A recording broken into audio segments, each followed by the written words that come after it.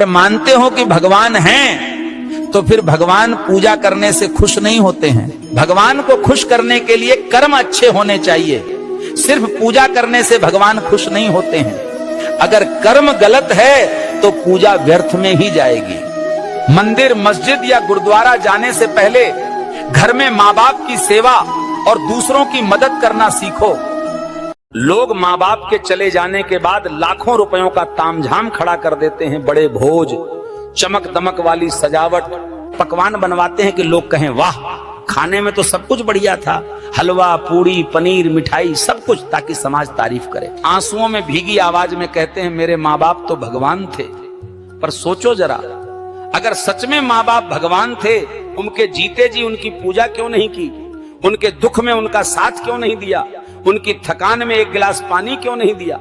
मरने के बाद के भोज, सजावट, दिखावे के आंसूचार, ये सब समाज के लिए होते हैं। पर माँ बाप की आत्मा को सुकून मिलता है तो सिर्फ उनकी जीवन काल की सेवा से। माँ बाप की सेवा जीते जी करो, वरना मृत्यु के बाद पाखंड मत करो। हमारे देश में आज भी ऐसे लोग हैं जो पत्थर को भगवान मान लेते हैं और उसी अंधभक्ति में अपने अधिकार और संविधान को भूल जाते हैं। सोचो जरा, जब हमारी बहन बेटियों की इज्जत दरिंदे लूटते हैं, भगवान कहीं से भी उतरकर उन्हें बचाने नहीं आते। असली इंसाफ और सुरक्षा सिर्फ संविधान और उसके कानून देते हैं। अत्याचार से लड़ने की ढाल दी है। इसलिए याद रखो, अंधभक्ति से किसी की जिंदगी नहीं बदलती है तो सिर्फ संविधान के लागू किए हुए कानूनों से। और सभी भाई सच्चाई के लिए डीएनजी बंदर बाबा का साथ दो। अरे मूर्खों, जब घर में कोई आदमी मर जाता है तो दुख में रोटी तक नहीं खा पाते हो, पर जानवर मार के लाते हो तो बड़े चाव से खाते हो। अरे नवरात्रि में 9 देवी के नाम की माला जपते हो और 10वें दिन फिर वहीं दे बकरा, दे मछली, दे मुर्गा का सिलसिला शुरू। पेट को मंदिर नहीं, मांस का शमशान बना टाला है। अरे छोड़ो तो सदा के लिए छोड़ो, नहीं तो भक्ति का ढोंग काहे करते हो? बताइए, चुप क्यों हो? अरे देखते देखते ही मर जाओगे, सब यहीं रह जाएगा। सोच के देखिए साथ क्या जाएगा। खुद का पैदा किया ही तुझे जला के आएगा, मगर प्यारे दूसरा कोई हाथ भी नहीं लगाएगा। ये काल चक्र है, चलता ही जाएगा। कल कोई और तेरी संपत्ति का मालिक बन जाएगा। तेरा धर्मा और तेरा कर्म ही तेरे साथ जाएगा, बाकी सब छूट जाएगा। आश्रम में बैठा एक बाबा स्वर्ग का टिकट बेचता रहा, कहता था मेरे मंत्रों से तुम्हारे सारे रोग मिट जाएंगे। भीड़ उमड़ पड़ी भक्तों की, सब चिल्लाए बाबा हमें मोक्ष दो। लेकिन सत्य सामने आया तो नकली औषधियों का जाल खुला। सत्य का सूरज उगा तो पोल खुली। बाबा निकला ठगी का महागुरु, जिसने भक्तों की आस्था को धंधे में बदल डाला। भक्तों, ढोंगियों का माया जाल ऐसा है कि ये तुम्हें डराते हैं, कहते हैं शनि की 7.5 है, राहु केतु नाराज हैं, और फिर लालच देते हैं। ये कहते हैं मेरे यज्ञ से धन धान्य बरसेगा, पर सच्चाई ये है कि उनका यज्ञ सिर्फ उनके बैंक खाते भरता। एक पत्थर लो और उसे कुत्ते पर फेंकने की कोशिश करो, कुत्ता डर के मारे भाग जाएगा। अब वही पत्थर लेकर मधुमक्खी कुत्ते पर मार कर देखिए थते, फिर देखिए मधुमक्खियां आपका क्या हाल कर देंगी। पत्थर वही है, आप वही हैं, फर्क बस इतना है, कुत्ता अकेला था, मधुमक्खियां झुंड में थीं। इसीलिए कहा जाता है एकता में शक्ति है। हम सब एक नहीं हुए तो ना देश बदलेगा, ना समाज बदलेगा, और ना हम खुद बदलेंगे। अगर ये बात सही लगी हो तो लाइक, सब्सक्राइब कीजिए। गांव का आदमी नेता से डरता है इसलिए नहीं कि नेता बहुत बड़ा है, बल्कि इसलिए कि उसका वोट बहुत छोटा है। उसे मालूम है कि अगर सवाल पूछेगा तो राशन बंद कर दिया जाएगा, अगर आवाज उठाएगा तो मनरेगा से नाम हटा दिया जाएगा। इसलिए वो झुकता है, मुस्कुराकर हाँ साहब कहता है, क्योंकि गांव के आदमी ने सिस्टम से नहीं, डर से समझौता किया है। हर चुनाव से पहले उसे याद किया जाता है, लेकिन हर फैसले में उसे भुला दिया जाता है। वो पढ़ा लिखा भले ना हो, पर सब समझता है जिस दिन गांव का आदमी डरना छोड़ देगा, कुर्सियों की नींव हिल जाएगी। जागो गांव वालों, जागो। भक्तों, आज मैं पितृपक्ष के ढोंग का सच बताने आया हूं, जहां कौओं को खिलाकर मोक्ष खोजा जाता है। लोग कहते हैं श्राद्ध करना जरूरी है, कौवे को चावल डालो पूर्वज खुश होंगे। ये कैसी अंधभक्ति है? सोचो, जिस कौवे को प्रसाद खिलाते हो वही कौवा थोड़ी देर बाद कूड़े पर बैठता है और गंदगी खाता है। क्या यही तुम्हारे पूर्वज हैं? क्या तुम्हारे पूर्वज गंदगी खाने वाले थे? सोचो, भगवान को सोने का मुकुट चढ़ाने से पहले किसी भूखे को रोटी चढ़ाओ। मंदिर में 1001 रुपए का प्रसाद चढ़ा सकते हो, लेकिन सड़क पर ठंड में कांपते गरीब को एक कंबल नहीं दे सकते। ये कैसी भक्ति है? भक्ति का मतलब भीड़ में धक्का देना नहीं, किसी गिरते को संभालना है। भगवान को फूल चढ़ाने से पहले अपने स्वभाव में खुशबू लाओ। भाग्य है इस देश का कि जिन्हें राजा बनाया वो खिलवाड़ कर रहे हैं। 1 साल की भर्ती में 3 लाख करोड़ का घोटाला और बिना पढ़े लिखे नेता शिक्षा की पॉलिसी बना रहे हैं। हमने सिर्फ पढ़ाई की थी, न लाठी चलाना सीखा था, फिर भी हर बार सहेंगे जब तक सिस्टम न बदले। सेंटर 2500 किलोमीटर दूर करके पूछा तैयारी कैसी चल रही है, अब हम पूछते हैं इंसाफ कब मिलेगा। अरे राम भक्तों, ये कैसा कलियुग आ गया है। भाई भाई दुश्मन बन बैठे हैं, भाई भाई कोर्ट कचहरी में लड़ रहे हैं और माँ बाप बुढ़ापे में कोनों में पड़े आंसू बहा रहे हैं। अरे पागलों, पैसा कमाना बुरी बात नहीं है, लेकिन अगर उसी पैसे के लिए अपने ही रिश्ते बेच डालोगे, तुमसे बड़ा कंगाल कोई नहीं। भक्तों, पैसा तिजोरी में रहेगा, लेकिन रिश्ते टूट गए तो जिंदगी भर खालीपन ही रहेगा। तुम भी मानते हो कि रिश्ते ही सबसे बड़ा धन है, तो इस वीडियो को लाइक करो, शेयर करो और सब्सक्राइब करो। एक वक्त था जब रात 12 बजे के बाद भूत चुड़ैल से डर लगने लगता था, लेकिन व्हाट्सएप और फेसबुक ने इनका रोजगार छीन लिया।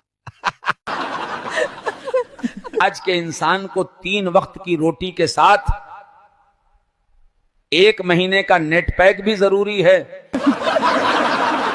साधन को साधन की तरह इस्तेमाल करो, उसके आदी मत बनो, वरना मोबाइल तुम्हारे हाथ में नहीं, तुम मोबाइल के हाथ में हो जाओगे। भाग्य है इस देश का कि जिन्हें राजा बनाया वो खिलवाड़ कर रहे हैं। 1 साल की भर्ती में 3 लाख करोड़ का घोटाला और बिना पढ़े लिखे नेता शिक्षा की पॉलिसी बना रहे हैं। हमने सिर्फ पढ़ाई की थी, न लाठी चलाना सीखा था, फिर भी हर बार सहेंगे जब तक सिस्टम न बदले। सेंटर 2500 किलोमीटर दूर करके पूछा तैयारी कैसी चल रही है, अब हम पूछते हैं इंसाफ कब मिलेगा। एक पत्थर लो और उसे कुत्ते पर फेंकने की कोशिश करो, कुत्ता डर के मारे भाग जाएगा। अब वही पत्थर लेकर मधुमक्खी कुत्ते पर मारकर देखिए थते, फिर देखिए मधुमक्खियां आपका क्या हाल कर देंगी। पत्थर वही है, आप वही हैं, फर्क बस इतना है, कुत्ता अकेला था, मधुमक्खियां झुंड में थीं। इसीलिए कहा जाता है एकता में शक्ति है। हम सब एक नहीं हुए तो ना देश बदलेगा, ना समाज बदलेगा और ना हम खुद बदलेंगे। अगर ये बात सही लगी हो तो लाइक सब्सक्राइब कीजिए। लोगों को मुझसे घृणा हो रही है। जो सत्य है वो सत्य ही है। धर्म के अंधे और धर्म का दिखावा करने वाले मुझको ज्ञान दे रहे हैं। मैं उन लोगों से एक बात पूछना चाहता हूं, क्या तुम वाकई सनातनी हो? मेरे भगवान के वस्त्र धारण करवा के चौराहे पे रोड पे नचवाते हो, किसी को भी शिव पार्वती बना देते हो और रोड पे नचवाते हो। कभी किसी शादी में 2 लोगों को राधा कृष्ण का वस्त्र धारण करके नचवाते हो? राधा कृष्ण राम सीता और मेरे इष्ट हनुमान जी को भी नहीं छोड़ा तुमने। अगर आज इस कथा को नहीं सुना तो समझो जीवन में कुछ नहीं सुना। यह कथा पति पत्नी के जीवन पर है। अपने पत्नी या परिवार की इज्जत करो। स्त्रियों से भी कहता हूं, जो नारी अपने घर के पुरुषों को खुश नहीं रख सकती है, वो चाहे जितने सोने चांदी के कुंडल पहने, सोने का हार पहने, पायल पहने, चांदी की कड़ा छड़ा हथकड़ा बाजू बंद झांझड़ा सब पहन लें, लेकिन उसको सुख नहीं मिल सकता। यदि तुम्हारे घर में स्थिति परिस्थिति ज्यादा अच्छी न हो तो सोना चांदी के लिए हैरान मत हो। सोना चांदी का हार पत्नी की खुशी ही आपकी सबसे बड़ा आभूषण है। उसको खुश रखिए, इससे आपको सुख मिलेगा। जब कोई पाप करना शुरू करता है तो सबसे पहले उसके पुण्य कर्मों का हिसाब शुरू होता है। उस दिन सब अच्छा चलता है, काम बनते हैं, पैसा आता है, तरक्की दिखती है, और वो सोचता है मैं पाप कर रहा हूं फिर भी मेरी तो चांदी है। मूर्ख, वो परमात्मा की चाल है। तेरे पुण्य खत्म हो रहे हैं। इस दिन तेरा आखिरी पुण्य खत्म हुआ ना, उस दिन खुलेगा तेरे पापों का बही खाता। और फिर आएगा वो तूफान तो तेरी पूरी जिंदगी तहस नहस कर देगा।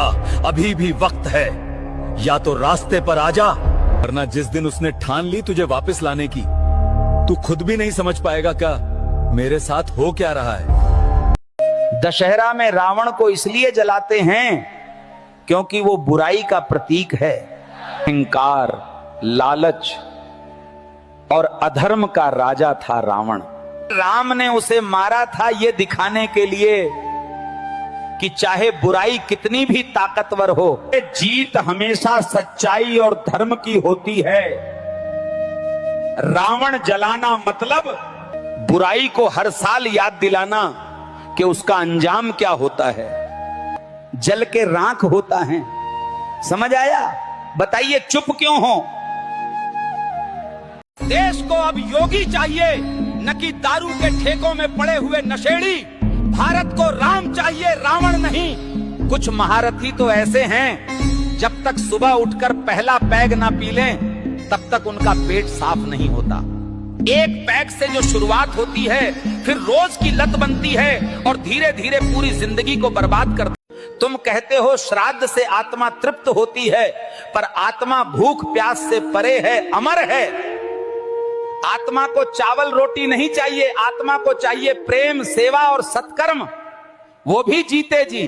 मुर्दे के ऊपर शमशान ले जाते समय अर्थी के ऊपर पैसा क्यों फेंका जाता है, कभी सोचा है? अरे नहीं पता, चलो हम बताते हैं कि दुनिया वालों देख लो, ये जो मरा पड़ा है ना अर्थी पे, ये जीवन भर पैसों के लिए पीछे पीछे भगता रहा। पैसों के लिए पत्नी से लड़ा, बाप से लड़ा, मां से लड़ा। इसने न रिश्ते समझे हैं न निभाए हैं, पैसों के पीछे भागता रहा। ले आज पड़े हैं तेरे छाती पर, पैसे उठा लें। ये जिंदगी कितने दिनों की है? अच्छे कर्म करें, लड़ते क्यों हो बताइए, चुप काहे हो?